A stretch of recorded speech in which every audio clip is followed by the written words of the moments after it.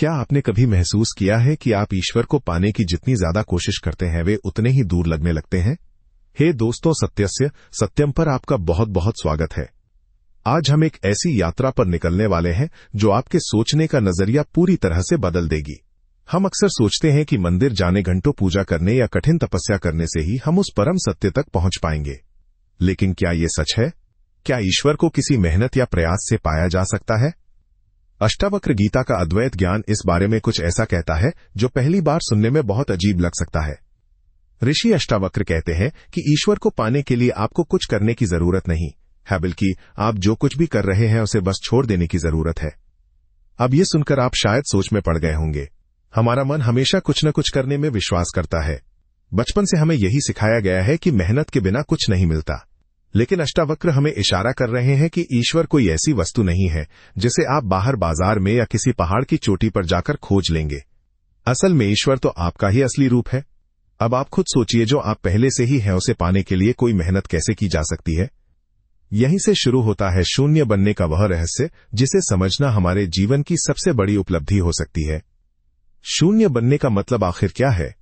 क्या इसका मतलब यह है कि हम सब कुछ छोड़कर कहीं भाग जाएं या अपने दिमाग को जबरदस्ती खाली कर लें? नहीं, अष्टावक्र जिस शून्य की बात कर रहे हैं वह बहुत अलग है। शून्य होने का सीधा सा मतलब है अपनी उन सभी पहचानों को छोड़ देना जो हमने खुद पर लाद ली है। हम खुद को शरीर मानते हैं, यह एक पहचान है। हम खुद को अपने विचारों और मन से जोड़ लेते हैं, यह भी एक पहचान है। हम अपने नाम, अपने रिश्तों, अपनी नौकरी और अपनी हैसियत से चिपके रहते हैं। यही वो चीजें हैं जो हमें एक दायरे में बांध देती हैं। जब तक ये पुरानी पहचानें बनी रहेंगी तब तक हम अपने उस असली रूप को देख ही नहीं पाएंगे जो असीम है। अष्टावक्र कहते हैं कि इन सबको छोड़ दो। पर यहां छोड़ने का मतलब ये नहीं है कि आप अपने कपड़े बदल लें या घर छोड़ दें। यह छोड़ना एक गहरी समझ है।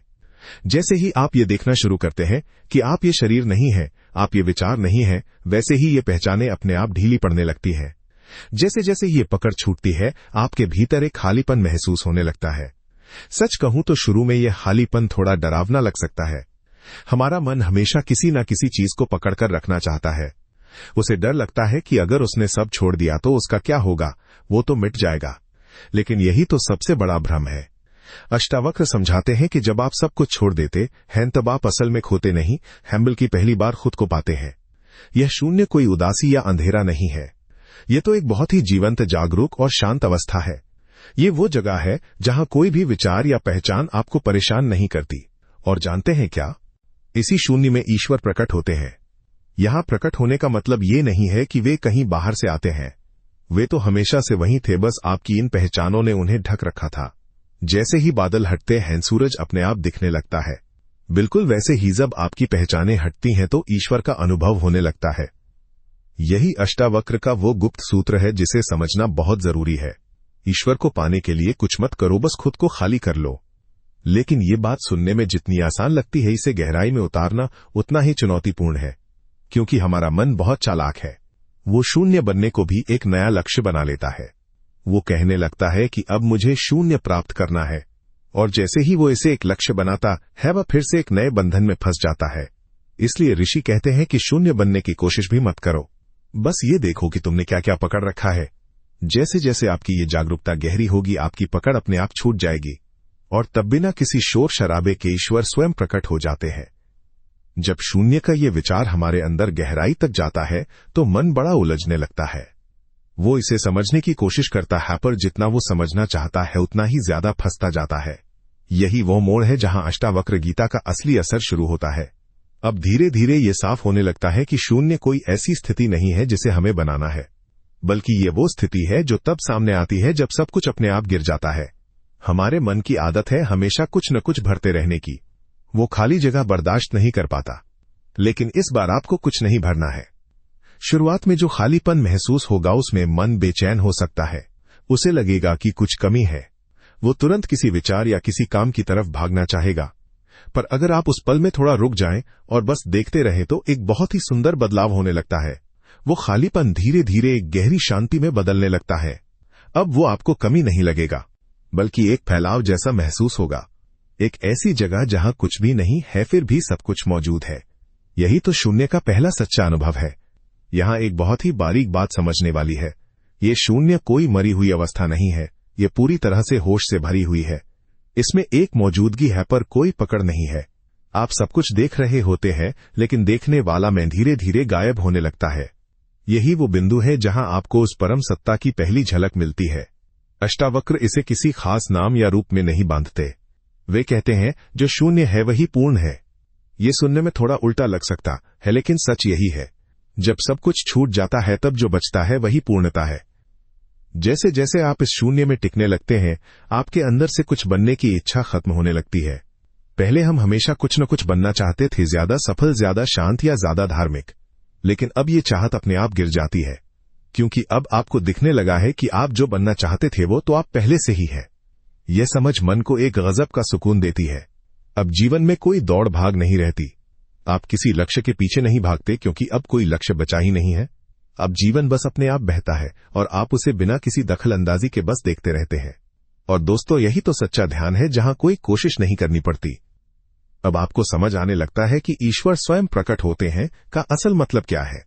ये कोई बाहरी चमत्कार नहीं है, बल्कि आपकी आंतरिक स्पष्टता है। जब आप अपने असली स्वरूप को पहचान लेते हैं तो वही ईश्वर का साक्षात्कार है। पर यहां भी एक छोटा सा खतरा है। मन इस सुंदर अनुभव को भी पकड़ना चाहता है। वो कहने लगता है कि मुझे ये शांति हमेशा के लिए चाहिए। पर जैसे ही ये पकड़ आती है, शून्य फिर से भरने लगता है। इसलिए अष्टावक्र कहते हैं कि इस अनुभव को भी मत पकड़ो, इसे आने दो और जाने दो। आप बस एक गवाह की तरह बने रहो। जब ये शून्य आपके जीवन का हिस्सा बन जाता है तो आपका हर दिन बदल जाता है। अब आपको अष्टावक्र गीता की बातें सिर्फ शब्द नहीं लगती, बल्कि आप उन्हें जीने लगते हैं। जो जीवन पहले भारी लगता था वह अब बहुत हल्का महसूस होने लगता है। पहले हम हर छोटी बात, हर रिश्ते और हर भावना को पकड़कर बैठ जाते थे, पर अब जो आता है उसे आने देते हैं और जो जाता है उसे जाने देते हैं। इस आने जाने के बीच आप अंदर से बिल्कुल शांत और स्थिर रहते हैं। सोचिए कितनी बड़ी आजादी है ये। अब आपके विचार आपको परेशान नहीं करते। आप देख पाते हैं कि विचार तो बस बादलों की तरह है जो आते हैं और चले जाते हैं। आप वो आसमान है जिसमें ये सब घट रहा है। ये दूरी आपको एक ऐसी स्वतंत्रता देती है जो दुनिया की कोई भी दौलत नहीं दे सकती। अब आपके अंदर एक ऐसा मौन है जो हमेशा बना रहता है, चाहे बाहर कितना भी शोर क्यों ना हो।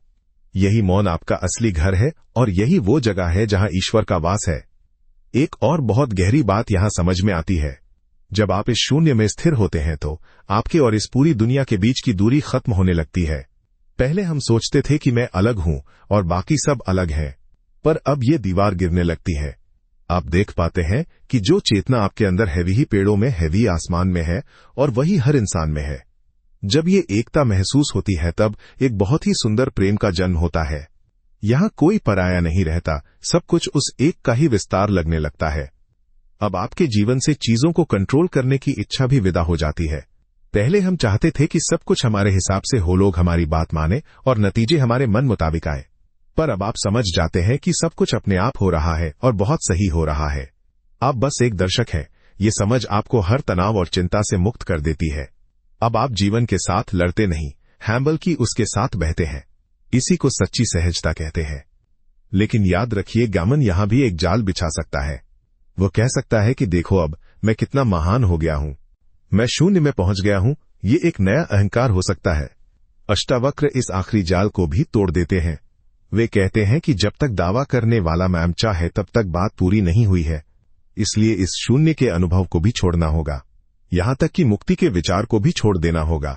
जब ये आखिरी पकड़ भी छूट जाती है तब जो बचता है वही अंतिम सत्य है। वो शुद्ध है, सीम है और पूरी तरह शांत है, और वही आप है। जब ये स्थिति पूरी तरह से आपके भीतर बस जाती है तब किसी भी तरह का भ्रम नहीं बचता। अब आपको साफ दिखता है कि जिस पूर्णता को आप पूरी जिंदगी बाहर ढूंढते रहे वा तो हमेशा से आपके अंदर ही थी। आपने उसे ध्यान में, साधना में और सफलताओं में खोजा, पर वो तो आपके अपने अस्तित्व की गहराई में छिपी थी। बस आपकी पुरानी पहचानें उसे छिपा रही थीं। जैसे ही वे गिरती हैं, पूर्णता प्रकट हो जाती है। इसीलिए शून्य और पूर्ण में कोई फर्क नहीं है। अब आपके जीवन में एक ऐसी शांति आ जाती है जिसे कोई हिला नहीं सकता। ये शांति किसी अच्छी खबर या अच्छी परिस्थिति पर निर्भर नहीं करती। ये आपके होने का स्वभाव बन जाती है। अब आप कुछ भी पकड़ने की कोशिश नहीं करते, ना तो सुख को और न ही ज्ञान को, क्योंकि आपको पता है कि पकड़ना ही दुख की जड़ है। अब आप जहां हैं वहीं खुश हैं। अब कहीं पहुंचने की कोई जल्दी नहीं है, क्योंकि आप मंजिल पर ही खड़े हैं। यही अष्टावक्र का अंतिम संदेश है। शून्य बनो ताकि वो पूर्ण प्रकट हो सके। पर यह बनना भी कोई काम नहीं है, बस एक पहचान है। जैसे ही आप पहचान लेते हैं कि आप पहले से ही वही है, वैसे ही सारी खोज खत्म हो जाती है। बस एक गहरा मौन बचता है और एक असीम शांति। यही तो असली आजादी है और यही जीवन का सबसे बड़ा रहस्य है। जब आपकी ये यात्रा इस मुकाम पर पहुंचती है तो शब्द खत्म हो जाते हैं और सिर्फ अनुभव रह जाता है। अब यह पूरी तरह साफ हो जाता है कि जिसे हम ईश्वर कह रहे थे वह कोई दूर बैठा व्यक्ति नहीं है, बल्कि वही चेतना है जो इस समय इन शब्दों को सुन रही है। आप ही वो सत्य है जिसे आप खोज रहे थे। अब न कोई साधक बचान, कोई साधना, सिर्फ एक शुद्ध मौजूदगी बची है। इस स्थिति में रहकर आप दुनिया के सारे काम करते हैं, पर अंदर से आप बिल्कुल अछूते रहते हैं। जैसे कमल का पत्ता पानी में रहकर भी गीला नहीं होता, वैसे ही आप इस संसार में रहकर भी इससे ऊपर उठ जाते हैं। दोस्तों, उम्मीद है कि आज की इस चर्चा से आपको अपने भीतर की उस गहराई को छूने में मदद मिली होगी। अगर आपको ये वीडियो पसंद आया हो और इसने आपके दिल को छुआ हो तो इसे लाइक जरूर करें और अपने विचार हमारे साथ साझा करें। कमेंट्स में राधे राधे लिखना न भूलें। अगर आप ऐसी ही और भी आध्यात्मिक और गहरे ज्ञान की बातें सुनना चाहते हैं तो सत्य से सत्यम को सब्सक्राइब करना बिल्कुल न भूलें। आपके साथ इस सफर पर चलना हमारे लिए बहुत खुशी की बात है। अपना ख्याल रखें और अपने भीतर के उस शून्य और पूर्ण को पहचानें। सत्य से सत्यम से जुड़ने के लिए आपका बहुत बहुत धन्यवाद।